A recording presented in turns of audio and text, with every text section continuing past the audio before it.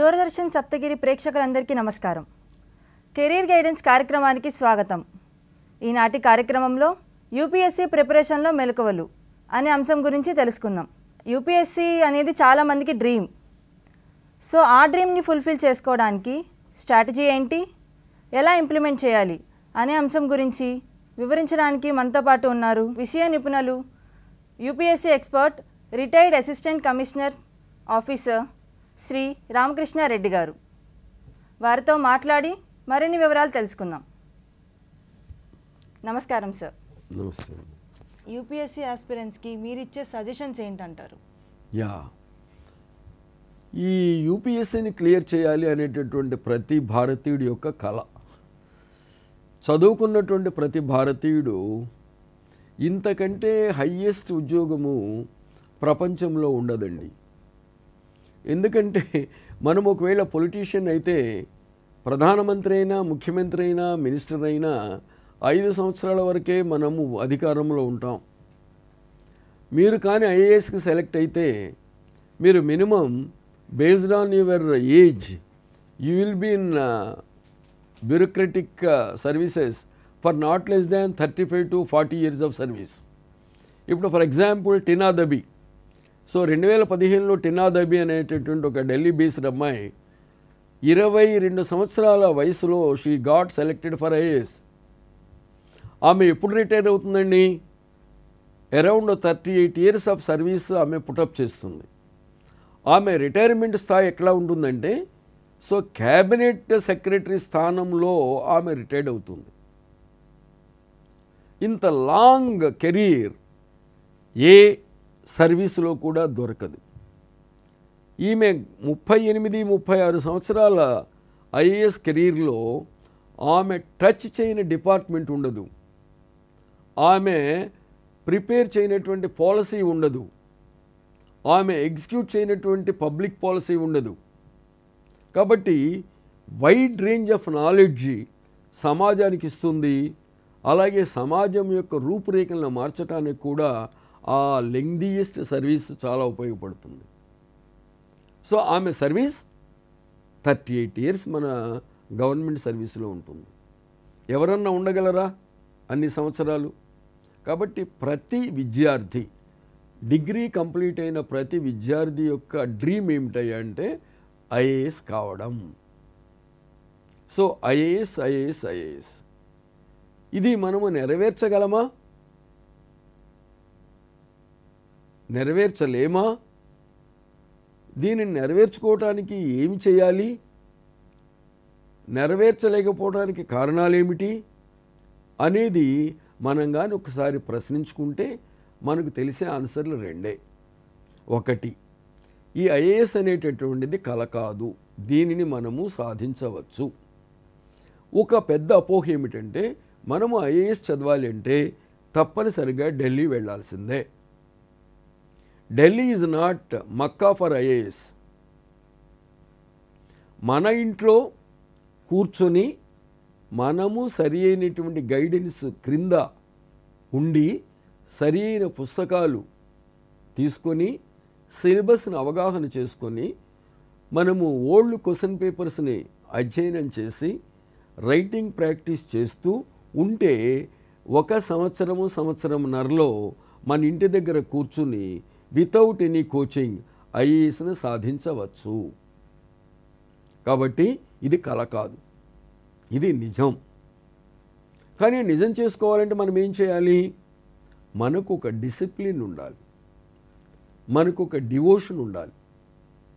అందుకని ఇంగ్లీష్లో ఒక సామెత ఉంది, discipline, devotion and dedication surpasses the luck. చాలామంది ఏమంటారు, నాకు లక్ లేదురా, సో నాకు అదృష్టం లేదు కాబట్టి నేను ఐఏఎస్ కాలేను. అదృష్టానికి ఐఏఎస్కి సంబంధం లేదు. ఐఏఎస్ సాధించాలంటే కావాల్సిన ఏమిటంటే, ఒకటేమిటి? Discipline, self discipline.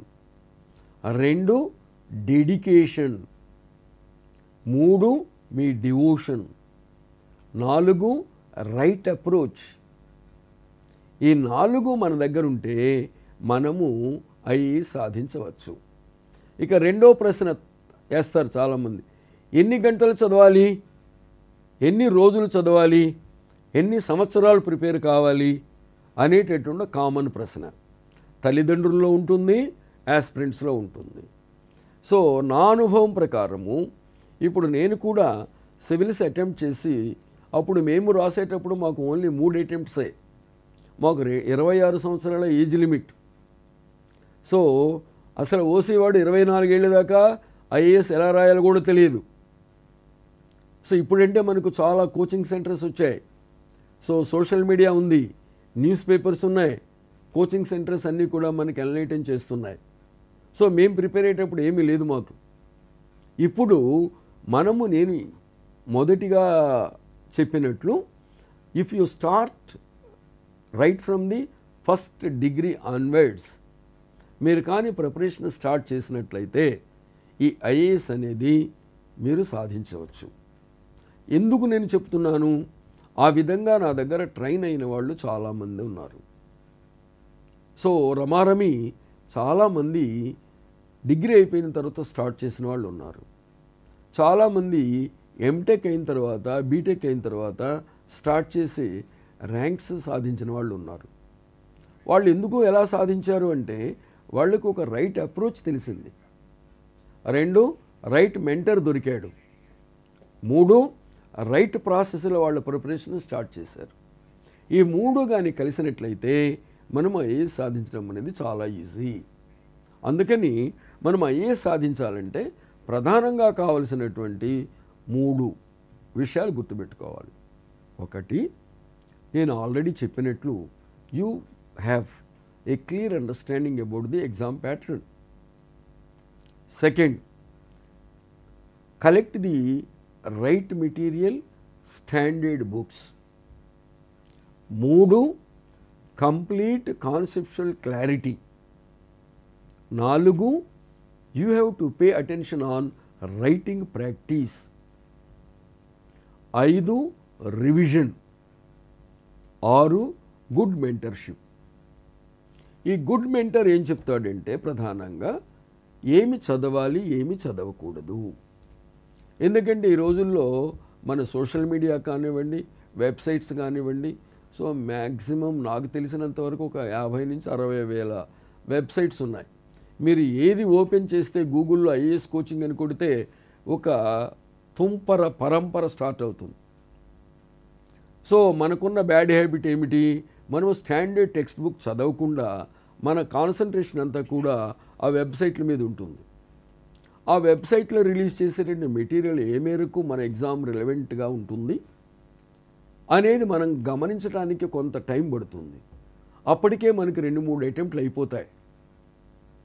అప్పుడు మనకి ఒక విసుగు వస్తుంది, అమ్మో నేను 3 సార్లు రాశాను, క్వాలిఫై కాలేదు కాబట్టి ఇంకా నేను ఈ ఎగ్జామ్ని మానుకుంటాను అనేటటువంటి ఆలోచన నుంచి బ్యాక్ వెళ్ళి మన మొదటి డే నుంచే మనకు కావలసినటువంటి ఇన్ఫర్మేషన్ని టెక్స్ట్ బుక్స్ రూపంలో నేను చెప్పినటువంటి ఎన్సీఆర్టీ బేస్ బుక్స్ మీద, అలాగే నేను చెప్పినటువంటి ఈ హిందూ పేపర్, నేను మీకు ఇన్ఫామ్ చేసినటువంటి యోజన, కురుక్షేత్ర, ఫ్రంట్ లైన్, అలాగే 1 or 2 కాంపిటేటివ్ మ్యాగజైన్స్ రిఫర్ చేస్తే మనకు కావలసినటువంటి మెటీరియల్ సఫిషియెంట్గా మనము కలెక్ట్ చేసుకొని దగ్గర పెట్టుకొని దానిని అధ్యయనం చేస్తూ దానిని క్వశ్చన్ ఆన్సర్ రూపంలో మనమే క్రియేట్ చేసుకుంటూ మనమే ఆన్సర్ రైటింగ్ ప్రాక్టీస్ని కానీ మనం చేసినట్లయితే మనకి మెయిన్స్ క్లియర్ అవుతాయి.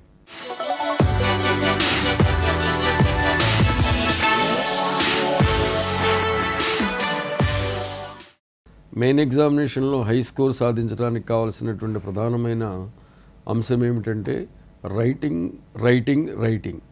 ఈ రైటింగ్ ప్రాక్టీస్లో మనము మేజర్గా తెలుసుకోవాల్సినటువంటి అంశాలు, అలాగే యూపీఎస్సీ ఎగ్జామినర్కి మనం ఏ విధమైనటువంటి ఇన్ఫర్మేషన్ని మన ఆన్సర్లో వ్రాస్తున్నాం అనే దాని మీద డిపెండ్ అయి ఉంటుంది. దీనికి ప్రధానంగా యూపీఎస్సీలో అడిగేటటువంటి క్వశ్చనేర్, ఈ క్వశ్చన్స్ ఎలా ఉంటాయంటే కొన్ని కీవర్డ్స్ ఉంటాయి. ప్రతి ప్రశ్నకు ఒక కీవర్డ్ లేదా డైరెక్టివ్ వర్డ్ ఉంటుంది. ఆ డైరెక్టివ్ వర్డ్ లేదా కీవర్డ్ని ఆన్సర్గా మనము స్టార్ట్ చేయాలి. అదేమిటి అంటే, say for example discuss the importance of the constitutional amendments in India అని అన్నారనుకోండి, అనే ప్రశ్నకు మనం డిస్కస్ చేయాలి. సో డిస్కస్ చేయటం అంటే ఏమిటంటే, ఆ అమెండ్మెంట్ ప్రొసీజర్కి సంబంధించినటువంటి వేరియస్ ప్రాసెసెస్ ఇన్డెప్త్గా మనం డిస్కస్ చేయాలి. డిస్కస్ అంటే చర్చించడం చేయాలి. ఎలా చర్చ జరగాలి?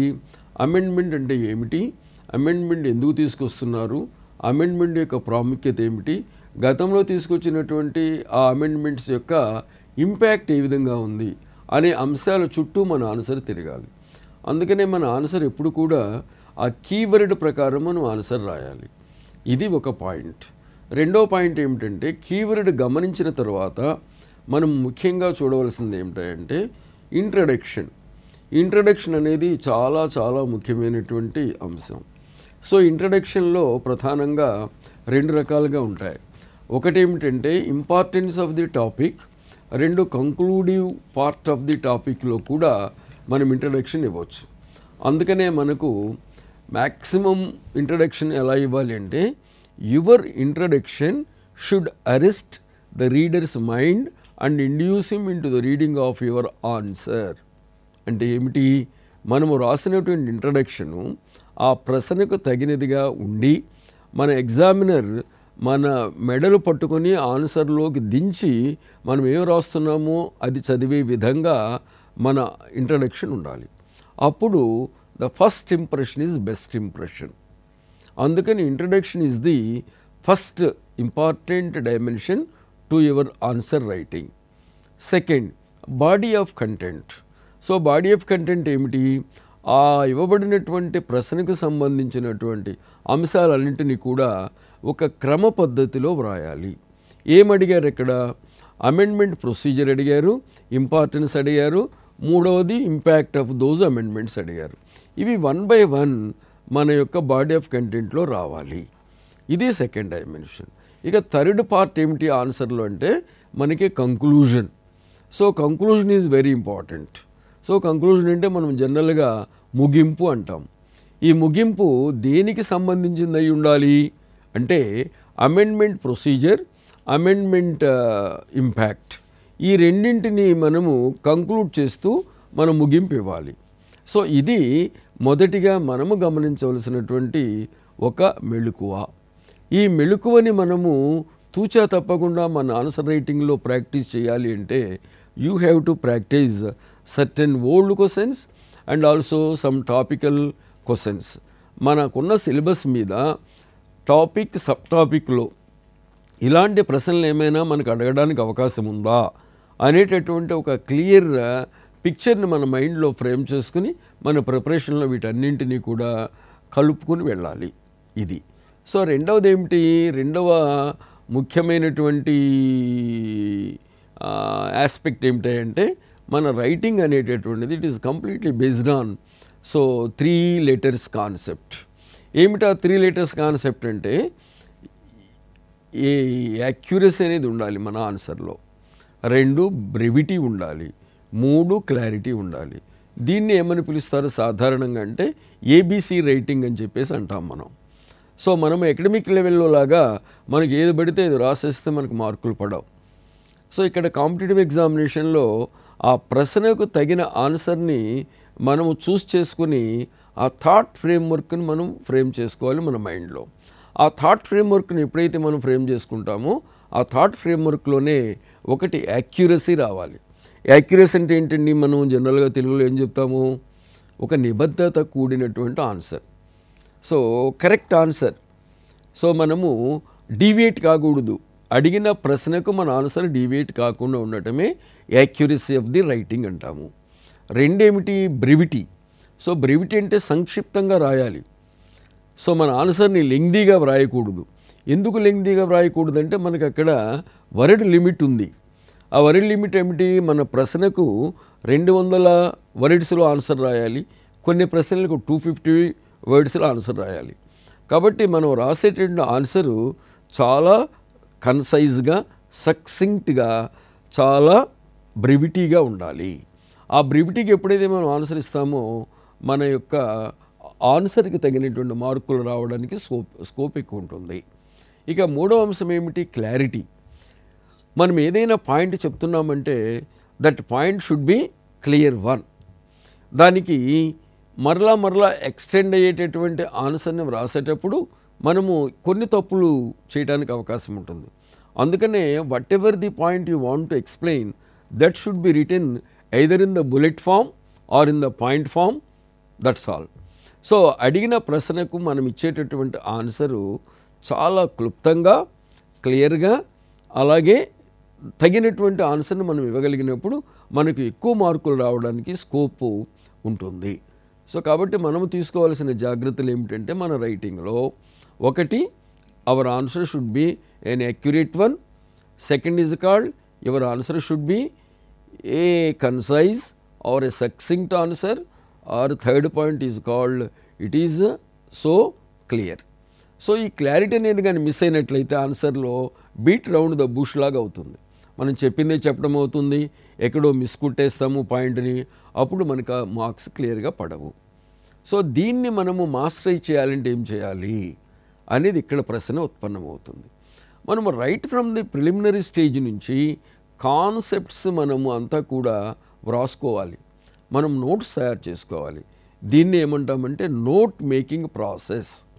చాలామంది ఏం చేస్తారంటే టెక్స్ట్ బుక్ని డైరెక్ట్గా చదివేస్తారు, లేదా మీ ప్రింటెడ్ మెటీరియల్ని, ప్రింట్అవుట్స్ని, లేదా ఎక్కడో ఉన్నటువంటి మ్యాగజైన్ మెటీరియల్స్ని ఇవన్నీ చదివేస్తూ వెళ్ళిపోతాము.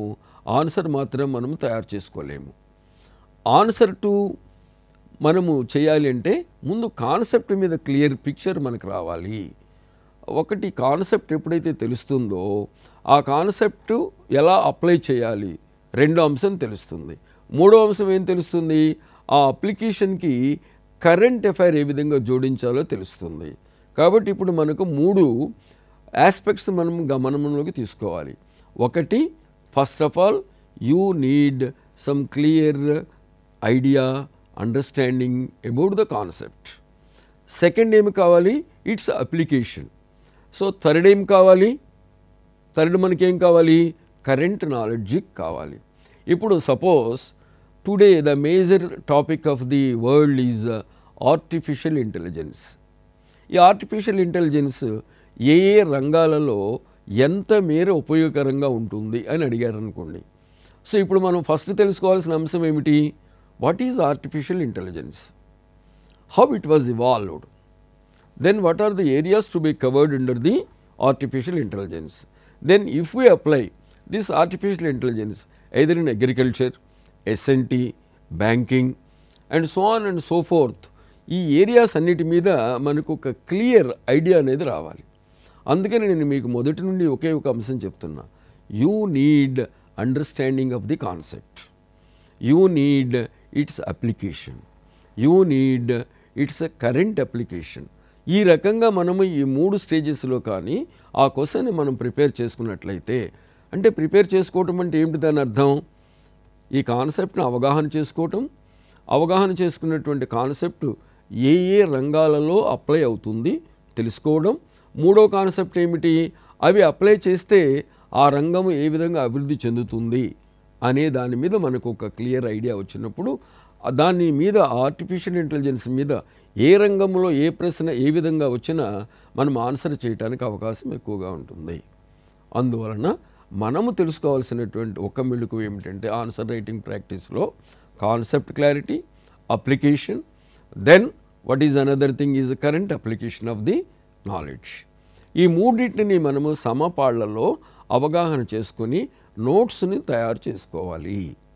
ఇది కొద్దిగా కష్టమైనటువంటి అంశమైనప్పటికీ ఎవరైతే దీని మీద ఒక ప్రాపర్గా ఒక టైం లైన్ ప్రకారము అబ్జర్వ్ చేసే నోట్స్ తయారు చేసుకుంటారో వాళ్ళకి ఎక్కువ మార్కులు రావడానికి అవకాశం ఉంటుంది.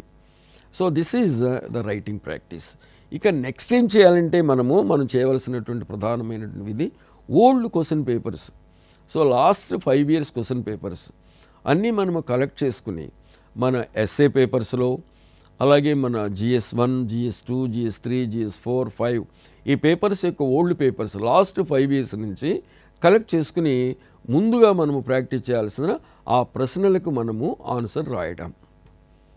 ఇది ఎప్పుడైతే చేస్తామో నీకు ఒక కొంత ఐడియా ఫామ్ అవుతుంది, ఆన్సర్ రైటింగ్ మీద ఒక క్లారిటీ వచ్చేస్తుంది. సో కాబట్టి రెండవ అంశం ఏం చెప్పాము మనము, ఓల్డ్ క్వశ్చన్ పేపర్స్ రివ్యూ. ఇక మూడవ అంశం ఏమిటి, ప్రాక్టీస్. సో జనరల్గా ఇప్పుడు ప్రాక్టీస్ అంటే చాలా సమాజంలో అనేక రకాల ఇన్స్టిట్యూట్స్ వచ్చేసాయి. ఆ ఇన్స్టిట్యూట్స్ కూడా మీకు ఆన్లైన్ ఎగ్జామ్ సిస్టమ్ వచ్చేసింది, ఆన్సర్ రైటింగ్ ప్రాక్టీస్ క్వశ్చన్స్ వచ్చేస్తున్నాయి. మనము ఏదో ఒక some institute or otherwise me mentor, మీకు ముఖ్యంగా ఇన్స్టిట్యూట్ కంటే కూడా మీ సక్సెస్కి దోహదపడేటటువంటి ప్రధాన కారణం ఏమిటంటే మీకు రైట్ మెంటర్ మీ దగ్గర ఉండడం. మీరు ఆ మెంటర్ మీద డిపెండ్ అయ్యి ఉండి ఆ మెంటర్ చెప్పినటువంటి ప్రాసెస్లో కానీ ఈ ఎగ్జామినేషన్స్ని ప్రాక్టీస్ చేస్తూ ఉంటే త్వరగా మనకు ఒక కమాండ్ అనేది వచ్చేస్తుంది, ఆన్సర్ రైటింగ్ మీద కమాండ్ అనేది వచ్చేస్తుంది. ఎందుకంటే మీరు రాసినటువంటి ఆన్సర్ని ఎవాల్యుయేట్ చేస్తారు. ఆ ఎవాల్యుయేట్ చేసి what are the dos and what are the don'ts అనేది చెప్తారు మనకి. ఆ చెప్పినటువంటి దాని ప్రకారము ఒక ఫస్ట్ పర్సన్ రాసాము, అందులో కొన్ని మిస్టేక్స్ వస్తాయి. సెకండ్ క్వశ్చన్కి ఆ మిస్టేక్స్ మరలా కమిట్ కాకుండా మనం రెక్టిఫై చేసుకుంటే మన ఆన్సర్ రైటింగ్ బాగా ఎలివేట్ అవుతుంది. అందువలన మనకి ఎక్కువ మార్కులు రావడానికి అవకాశం ఉంటుంది. ఈ చిన్న మెళకువలు కానీ మనము ఫాలో అయినట్లయితే మనము డెఫినెట్గా we will score good marks in all papers. ఇక్కడ ఏమిటంటే ఎస్ఏ నేను మొదటగా చెప్పినట్లు ఈజ్ ఎ డిసైడింగ్ ఫ్యాక్టర్ అండి. మీ సెలక్షన్కి డిసైడింగ్ ఫ్యాక్టర్ ఈజ్ ఎస్ఏ. ఈ ఎస్ఏలో 250 మార్కులకు కాను మనము కానీ మినిమం నాట్ లెస్ దాన్ 160 తెచ్చుకోగలిగితే అప్పుడు జనరల్ స్టడీస్ మిగిలినటువంటి పేపర్ 2, పేపర్ 3, పేపర్ 4, పేపర్ 5లో ఒక 1 or 2 or ఒక 5 మార్క్స్ వేరియేషన్ తోటి ఈ 5 పేపర్స్లో 5 × 5 25 మార్కులు తగ్గినప్పటికీ మీ జనరల్ పేపర్ ఎస్ఏ పేపర్లో ఆ 180, 190 మధ్యలో మీరు ఉంటే you will be just scored high mark. అందుకని మనము జనరల్ ఎస్ఏ కాన్సన్ట్రేట్ చేయాలి, అలాగే ఆల్ పేపర్స్ మీద మనం ఈక్వల్ ఎఫర్ట్ పెట్టాలి. ఆ ఈక్వల్ ఎఫర్ట్ పెట్టినప్పుడు ఒక పేపర్ ఏమో బాగా హై లెవెల్లో ఉంటుంది, ఒక పేపర్ ఏమో చాలా తక్కువగా వస్తాయి. అప్పుడు మన కట్ ఆఫ్ మార్క్కి చాలా తక్కువ లెవెల్లో ఉంటాం. అందువల్ల మన మెయిన్కి మనము ఇంటర్వ్యూకి క్వాలిఫై కాలేకపోతాము. అందువల్ల ఈ జాగ్రత్తలు కానీ మీరు సామాన్యంగా ఫాలో అయితే మీకు ప్రాబ్లం అనేది డజంట్ అరైజ్. అది. ఎస్ సార్, చాలా థ్యాంక్స్ సార్. మీ యొక్క వాల్యుబుల్ టైంని మా కోసం కేటాయించి ఇక్కడికి వచ్చి యూపీఎస్సీ ఇంటర్వ్యూ గురించి చాలా చక్కగా క్లారిటీ ఎక్స్ప్లెనేషన్ ఇచ్చారు సార్. ధన్యవాదాలు. Thank you. ఇదండి ఈనాటి కార్యక్రమం. మరొక చక్కటి అంశంతో మళ్ళీ కలుద్దాం. నమస్కారం.